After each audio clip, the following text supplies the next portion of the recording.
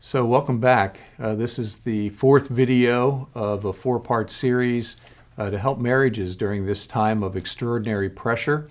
We're concerned because the divorce rate is rising, and we want to do what we can to make a statement against that and to give people the resources they need. It's never, as I said before, it's never too late to start doing what's right. I could tell you story after story. In fact, you could go on our website and read some of these testimonies of one person who takes the initiative and starts saying, okay, Lord, what do you want me to do? And how that can change a relationship. Well, one of the things that I always teach couples is called the pause principle. And this last video is going to be the nuts and bolts of how to actually use the pause principle. This is like anything else. At first, it's a new skill. So to use it, you have to practice it. And any new skill, you know what it's like. It feels awkward at first. But after you practice it, it starts to become a habit. And if you and your spouse set aside a regular time to deal with unresolved issues, you won't violate what Ephesians chapter 4 says, which is don't let the sun go down on your anger. By the way, that's in a context quoting in Ephesians 4. It's quoting Psalm 4. And the verse is a verse about sleep. Now, isn't that practical? The Lord is so concerned about you not letting the sun go down on your anger because what does that do? That impacts even the way you rest at night. So the Lord cares very much about your relationships. Because of the gospel, He wants your relationships to change. He wants your relationships to be healthy. And one way to do that is to just accept we live on a fallen planet. Conflict is inevitable, so I have to learn conflict resolution skills. So the last time we looked at pause, and pause represents preparing, affirming the relationship, understanding interests, then brainstorming solutions, search for solutions, and then evaluating your options. It's based on Philippians 2 that says, "Do nothing from selfishness or empty conceit, but with humility of mind, let each of you regard one another as more important than himself." Don't miss the next verse. "Do not merely look out for your own personal interests, but also for the interests of others. Have this attitude in yourselves, which was also in Christ Jesus." And it's about Him being a servant. So we're learning how to do cooperative negotiating instead of competitive negotiating. Now let's really get to the heart of the matter. So let's talk about the nuts and bolts of how to use the pause principle. And I want to urge you, because I'm not going to read all the details of the outline, a really practical assignment for you would be to get Peacemaking for Families and to read chapter 7 and get my outline, because I have some things in the outline that I've just found through practice with actually hundreds of couples and teaching them the pause principle, that there's things that aren't clearly explained in the book that I've just found to be really practical. So read my outline as well, which you should find online. So part of the pause principle, P-A-U-S-E, is preparing, and you see in your notes how to prepare. There's a whole list of things, but the most important thing I would point out to you under the P of prepare is Matthew chapter 7, verses 1 to 5, and that's the famous passage where the Lord says, get the log out of your own eye first. So the question I pose to you with your marriage is, what have you contributed to the conflict, and what do you need to do to make things right? Again, what have you contributed to the conflict? That takes humility, as we've talked about, the character trait of humility. Lord, teach me, show me what I've contributed, and then what do you need to do to make things right? So these are things that you do before you even have the conversation with your spouse. Please look at the rest of my list that is in the notes. And then when you actually have the conversation, start off positive with the things you appreciate about the person. Affirm the relationship. So years ago when Rose and I first started using this and I had to have a conversation with her, I'd say, honey, there's something I'm concerned about. Could we please set up a time to talk? She would typically say, well, how about right now? Because she didn't want it to linger, and she didn't want it hanging over her head. And then I would start off saying, I want you to know that I am totally committed to our marriage. I love you. There are so many things about our marriage about you I appreciate. I'm so thankful for you. We had committed to each other, as I said before, that divorce is not in our vocabulary. That'd be another good practical thing to do, by the way. is after this video, look at each other deeply in the eyes and say to each other, we're not going to use the divorce word anymore. Divorce is not in our vocabulary. So I would affirm the relationship. I do this as a pastor. If I have to do conflict resolution, I start off telling people the things that I appreciate about them. Now we're really getting to the heart of the matter, and that's understanding interests. So that's the U of pause, right in the center, understanding interests. And you see 3 blanks. If you're following my notes, you see the first one is an identifiable and concrete question. Well, that's an issue, an identifiable and concrete question. So let's say that an issue in your home is, should we send our kids to public school, private school, or homeschool? And that's causing tension in your family, and by the way, in a lot of other families. So what should we do with our children? Well, notice what I did. I turned it into a question. Should we, of those options, and it's a question that you have to answer as a couple. Why is it important to have a question? Because when you get to the next step of searching for solutions, what you're doing is you're brainstorming answers to those questions, and you are working together as allies instead of enemies to help each other brainstorm solutions to the question that you both have. So you both know what the issue is, and it's an identifiable and concrete question. Your position, so I have here husband, wife, or wife, husband, position number 1, position number 2. Well, this is why you have a fight. You know what the issue is, and you each have taken a different position on the issue.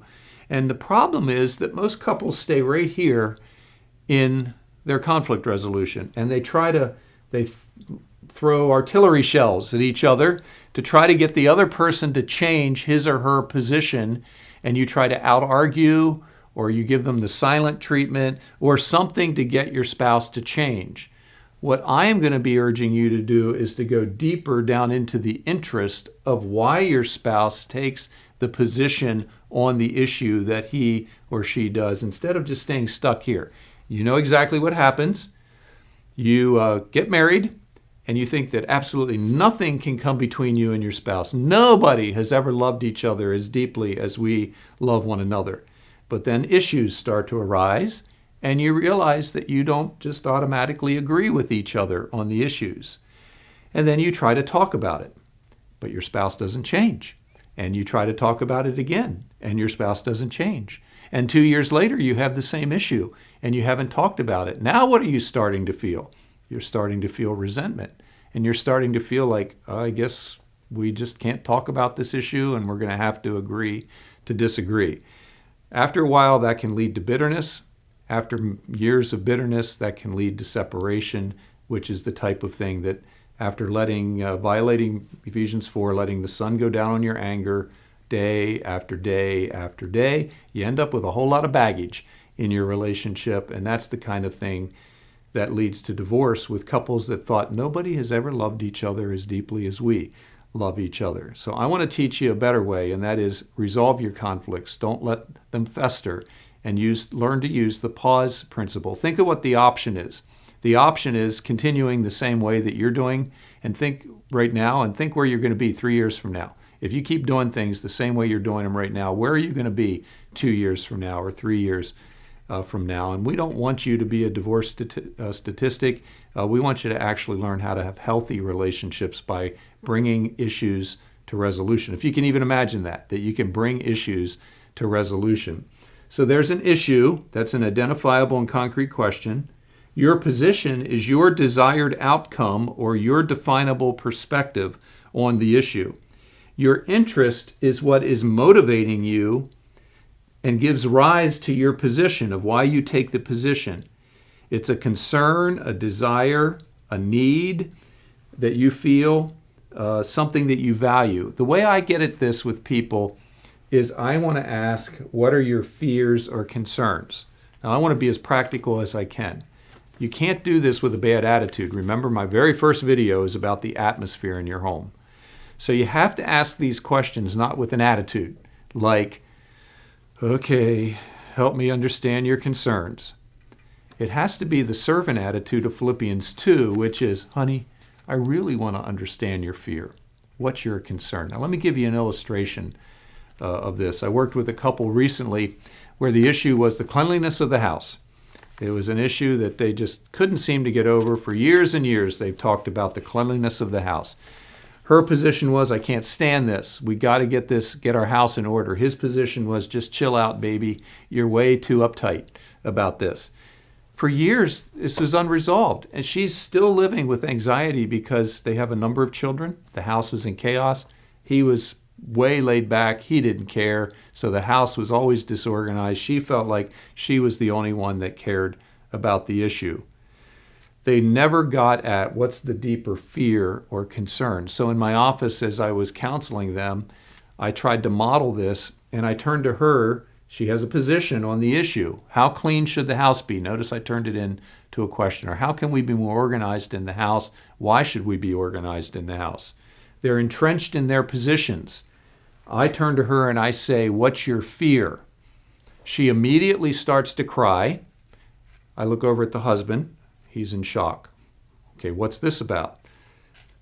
She starts to share that when she was a young teenager, her house that she grew up in was in chaos. It led her to thinking, I can't stand this. I need to get out of this house. And as about a 12 or 13-year-old, she ran away. Well, she had just recently heard their teenage daughter say, I can't wait till I'm old enough to get out of this house. And the mom, who's now taking this position, is afraid that their own daughter is going to repeat the same mistakes that she did when she ran away as a teenager, and had really drastic consequences in her life, by the way. Well, when the husband heard this, guess what happened to his position? Do you think he started to soften up on his position? Absolutely, because he started to hear the deeper fears and concerns. Let me give you another illustration, and then I'll move on to what do you do with the S and the E. And I give you some other steps to follow, the types of questions to ask each other. On my outline, there's some sample questions, and in the book, in Chapter 5 of Peacemaking for Families, there's some sample questions. Let me give you another illustration. I joke as a pastor and say that if pastors would get medals for worship wars, I would actually have a chest full of them, because I've been involved in all kinds of worship wars and debates in congregations about what style of music is appropriate, what instruments should be on the platform, et cetera, and people writing letters against one another, people buying books and exchanging books and handing them to each other. And we had this issue in one of the churches that I pastored, and I had taught the whole congregation the pause principle.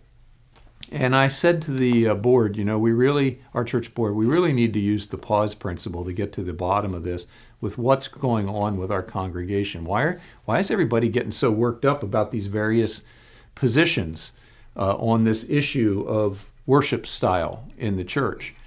Well, I started asking people that would write me letters, people that would send me emails and would complain about the worship style or fears about the worship style. What is your fear? And what I started hearing was, I'm afraid of doctrinal compromise. So instead of the battle being about worship style, it now became about, are we going to compromise doctrinally as a church? I had no interest in compromising doctrinally as a church. So as soon as we could start alleviating the fears, the deeper fears and concerns of people, it started to help us make headway on the issue of the style of music in the church. So once you understand each other's interests, that then takes you to the S of search for creative solutions. I want to be able to understand Rose's concerns so well that I can repeat back to her, honey, it seems like I'm hearing you say, please notice my wording. I don't know her totally. I don't know what's going on totally on the inside. So it seems like I'm hearing you say, but please correct me if I'm wrong. So I want to practice really good listening skills and clarifying and reflecting. This will feel weird at first. It's a new skill, but once you start practicing it and you see the results, you'll love it, because instead of living with unresolved conflicts, you'll start making headway and actually bringing these issues to conclusion. So we clarify with each other that we understand each other's interests, our deeper fears and concerns. The better you understand your spouse's interests, the better you can do the S, which is brainstorming solutions. A rule you have to follow when you brainstorm solutions is we don't criticize each other's brainstorming ideas.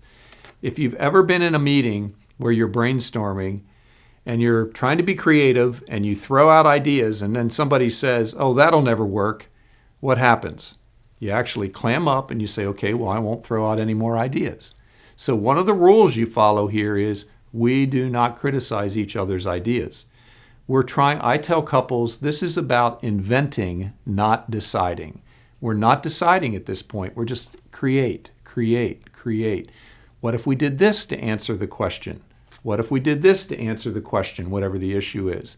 And just throw out ideas. Once you've thrown out a number of ideas, and I could give you lots of examples in my own family of how we use this with our teenagers or how Rose and I have used it with one another with our inevitable conflicts. Once you brainstormed a number of ideas, then you move to the last, which is evaluate your options objectively and reasonably. By this point, you're starting to see a servant attitude toward one another. You've come into this with getting the log out of your own eyes, so you're more humble. So now you have a whole list of possible solutions to the question, and I have seen that it happens inevitably that some of the best ideas rise to the top. Well, if we did this, that would be a solution to the question, and everybody goes, oh yeah, that's a great idea, because now what you're doing, you're working as allies instead of enemies. The pause principle works great. If you don't like the pause principle, you've got to find a conflict resolution procedure. You can't have healthy relationships without knowing how to do conflict resolution. I said before, it is never too late to start doing what's right. There is hope for any marriage, especially if one person in the relationship will start saying, Lord, teach me my contribution to the problems. Help me get the log out of my own eye. Please understand that we're here to help you. There are lots of resources, so my last installment of resources, now that you feel overwhelmed with all the resources. So I wrote a little booklet called Help, I'm in a Conflict, and has very practical questions in the back of how to get at what's really going on in your heart and what you're wanting and desiring. Maybe your marriage has caused you to go into a deep depression. So there's one, Help, I'm depressed. Maybe you're feeling very anxious about your marriage or family relationships. So Help, I'm anxious. Anger is often an issue. We see it in the counseling center regularly between families and in marriages. Help, anger is out of control is a very practical little booklet. Wayne Mack, this is a classic in biblical counseling. Wayne Mack years ago wrote a book called Strengthening Your Marriage, and this would be a good book. If you want to invest in your marriage, this would be a good study for you and your spouse to go through together. Remember, marriages don't just happen. They're made. Good marriages don't just happen. They're made to happen. As a husband, if you don't understand your role, Stuart Scott wrote this book called The Exemplary Husband to understand what does it mean to be a shepherd leader in your home. And then if pornography has been an issue that has impacted your marriage or your family, Dr. Lambert, our pastor, has written a book called Finally Free, Fighting for Purity with the Power of Grace. And many thousands of people have actually used this book, and the Lord has used it to help them. So we're living in blessed days. We have wonderful resources. Remember, if we can help you at the Grace Center for Biblical Counseling, just get online on the church webpage. You see Biblical Counseling. Then when you see the drop-down menu, it says Need Help Now. And it also talks about the forms you need to fill out. And once you fill out that form, it actually starts the process. And then we contact you and get you set up to meet with a counselor. Please hang in there and fight for your marriage. You'll be thankful that you did, especially in the lives of your children, because you were willing to invest in your marriage. Thanks for listening to these, and the Lord bless you.